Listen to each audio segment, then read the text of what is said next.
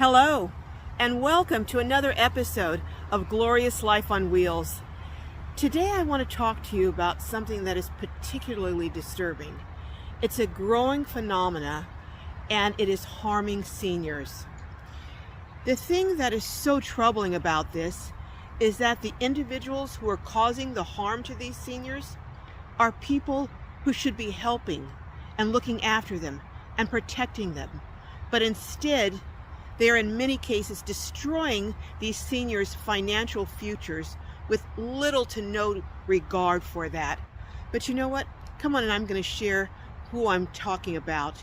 If you are a senior, and if you are or have been a victim of what I'm going to talk about in this video, would you share it in the comments?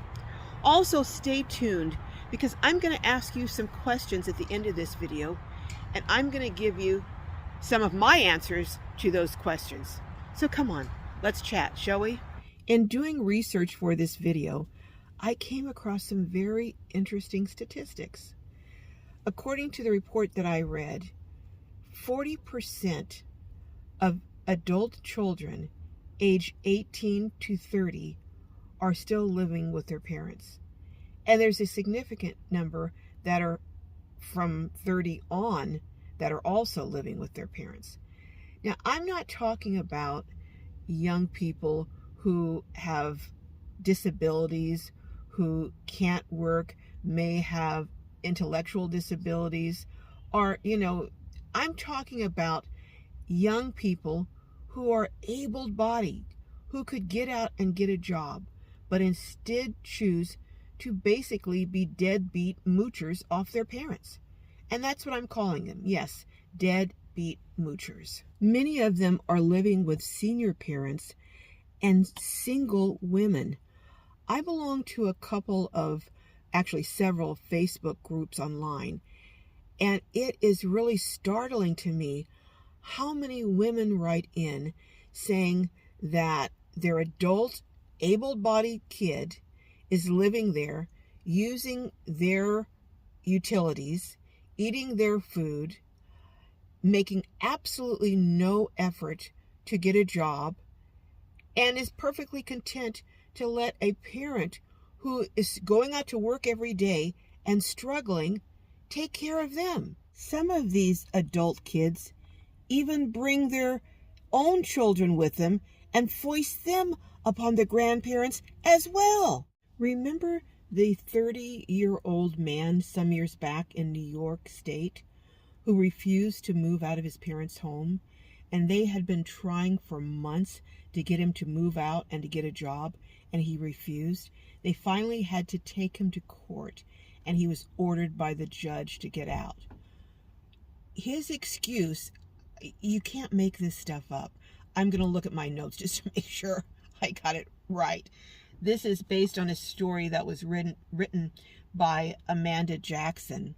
In her article, she said that he told his court that his defense was that for 8 years he had never been expected to contribute to the household expenses or chores and other things related to things that needed to be done around the house. So basically, this was the agreement that he had with his parents. And they were violating, basically what he's saying is they're violating an 8-year agreement. Now, he'd lived there for 8 years. Now, the parents, according to the article, had offered to give him, I think, something like $1,100 or something to help him find a place. Now, 8 years ago, that would have gone a lot further than it would go today. They also offered, according to the article, to help him pay for repairs to a disabled vehicle he had parked there. But, I mean, this is unbelievable. Then, according to another article that I read, he went back to the house and he called the police on his parents because they wouldn't let him back in the house to search for a Lego set that he said belonged to his son. I wouldn't have let him back in either, because once they got him in, he was going to say he lived there, and they might have to start the whole process again. I don't blame them. They were smart not to let him back in. But this is not uncommon.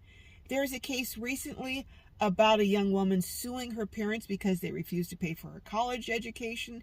There's another case about a kid suing his parents because they wouldn't buy him a car. I mean, it just goes on and on and on. And it does seem like in the Facebook groups that I belong to, the majority of people reporting on these kind of situations are single women who are really struggling financially, and most of them are working where their adult kids are not. I just find that bewildering. I grew up in a neighborhood, we were poor, and many of the kids who lived around us were also in situations where their families were poor too. But I and many of the other kids, our dream was to one day get a good job and be able to take care of our parents.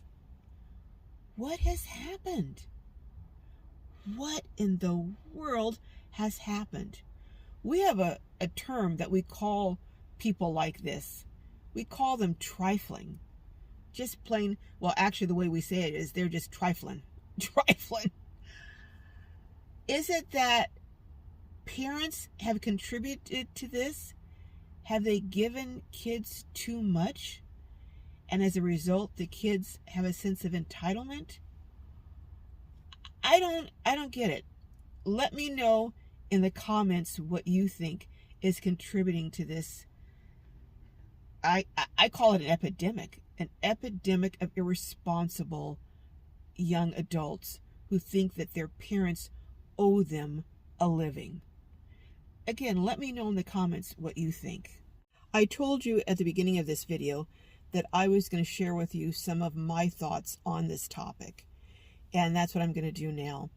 I think there are a number of reasons that contribute to this phenomena, but I'm going to name just a few. One of them, I think, is that kids don't really have to work for things like they did before. And I'll give you an example. You have competitions at school where it used to be where there's a clear-cut winner and you might have a second place prize and you might have a third place prize. Now, when you have a competition in a lot of situations, all the kids get a ribbon. It's like, oh, you're all winners. Well, maybe they're all good kids, but they all didn't win that competition.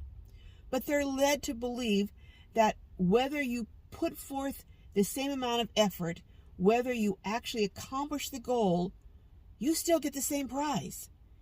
I don't think that's a good thing.